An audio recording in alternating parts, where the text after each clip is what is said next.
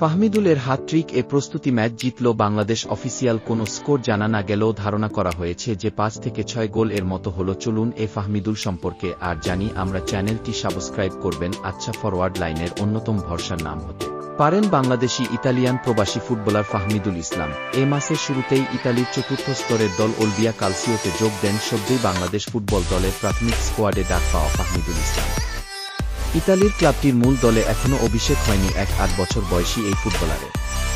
তার আগেই ওলবিয়ার অনূর্ধ্ব-19 দলের হয়ে পরশু রাতে খেলতে নেমে শুরুটা হ্যাটট্রিকে রাঙিয়েছেন ফাহমিদ।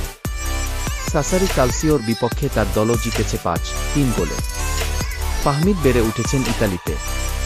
মূলত মিডফিল্ডার হলেও লেফট উইংয়ে খেলতে পারেন তিনি। তার দাদার বাড়ি ফেনী জেলায়। বাংলাদেশের পাশাপাশি ইতালির নাগরিকত্বও পেয়েছেন। 2-5 মার্চ এশিয়ান কাপ বাছাইয়ে ভারত ম্যাচের আগে 2-8 ফেব্রুয়ারি শুরু হবে জাতীয় দলের ক্যাম্প।